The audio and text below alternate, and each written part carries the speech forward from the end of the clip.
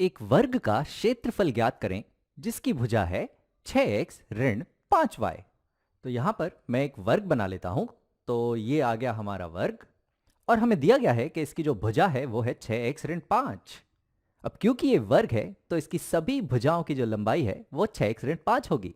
तो यहां मैं दर्शा सकता हूं कि इसकी जो चौड़ाई है वो है 6x ऋण 5 और साथ ही साथ इसकी जो ऊंचाई है वो भी है 6x ऋण 5। और हमें ज्ञात करना है इसका क्षेत्रफल। तो वर्ग का जो क्षेत्रफल होता है उसे अगर मैं यहाँ a से दर्शाऊं तो वर्ग का जो क्षेत्रफल होता है वो बराबर होता है उसकी भुजा के वर्ग के। या इसे हम ऐसे भी देख सकते हैं कि वर्ग का क्षेत्रफल होता है उसकी लंबाई गुणा चौड़ाई। तो वो होगा उसका क्षेत्रफल जो बराबर होगा, अब हम लंबाई गुणा चौड़ाई करें या फिर हम 6x ऋण 5y का वर्ग ले लें, यानी कि 6x ऋण 5y को 2 बार खुद से ही गुणा कर दें, एक ही बात होगी। तो यहां पर मैं लिखता हूं कि वर्ग का क्षेत्रफल हमें मिल रहा है 6x ऋण 5y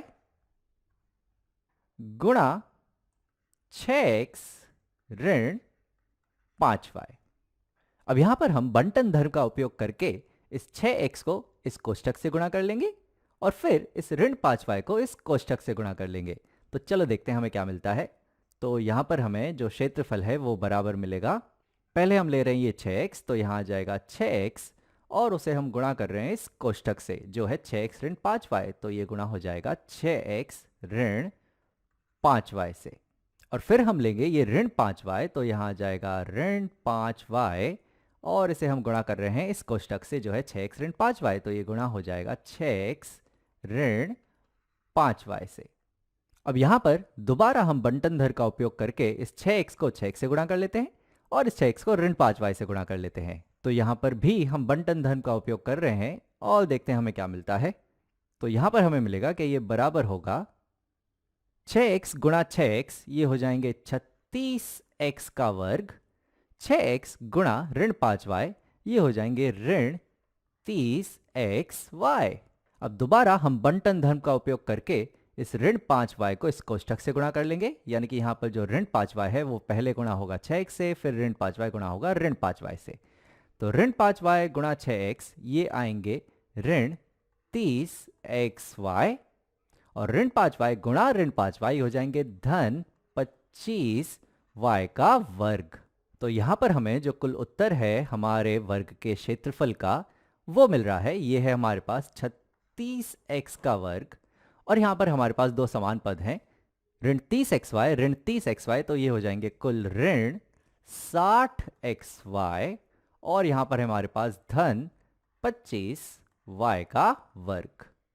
तो ये उत्तर तो हमें मिल गया, लेकिन अगर हम इस पे ध्यान दें और इसका व्यापक रूप सोचें तो ये है 6x ऋण 5y का पूर्ण वर्ग, यानी कि मैं कह सकता हूं यह है a ऋण b का पूर्ण वर्ग। और हम जानते हैं कि जो a धन b होता है उसका जो पूर्ण वर्ग होता है वो बराबर होता है a धन b गुणा a धन b के। और इसे भी हम बंटन धर्म के जरिए हल करते हैं। तो यहां पर पहले ये a गुणा हो जाता है a धन b से, फिर b गुणा हो जाता है a धन b से।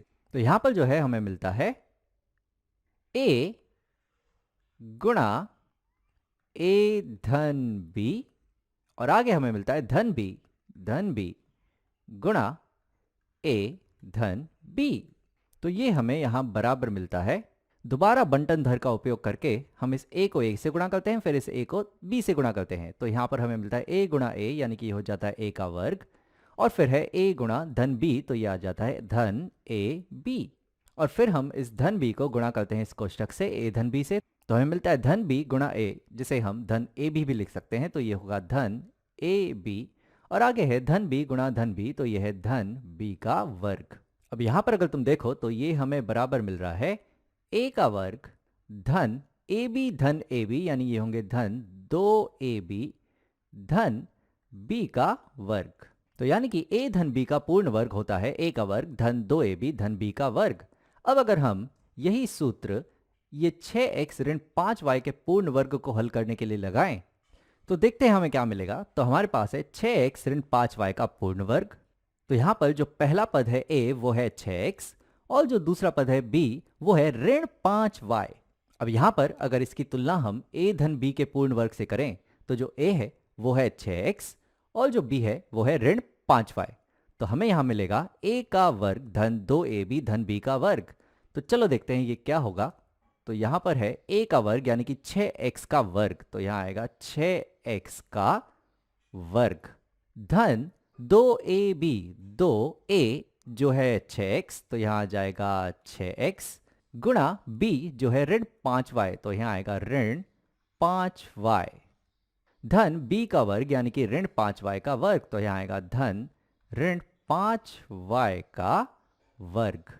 तो चलो देखते हैं इसे हल करने पर हमें क्या मिल रहा है। तो यहां पर हमें ये बराबर मिलेगा 6x का वर्ग होगा 6 का वर्ग गुणा x का वर्ग यानी कि ये होगा 36x का वर्ग।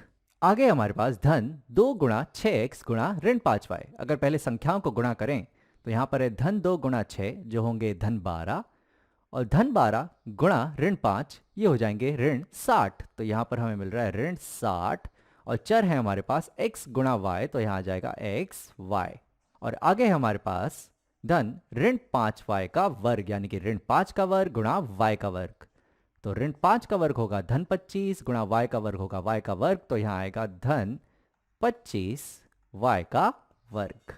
और ये जो उत्तर है ये बिल्कुल ऐसा ही है, यानी कि इसे हम बंटन धर के जरिए हल करें या फिर इस सूत्र के जरिए हल करें, बात एक ही है। तो इस तरीके से हमने 6x ऋण 5y वाले भुजा के वर्ग का क्षेत्रफल ज्ञात कर लिया।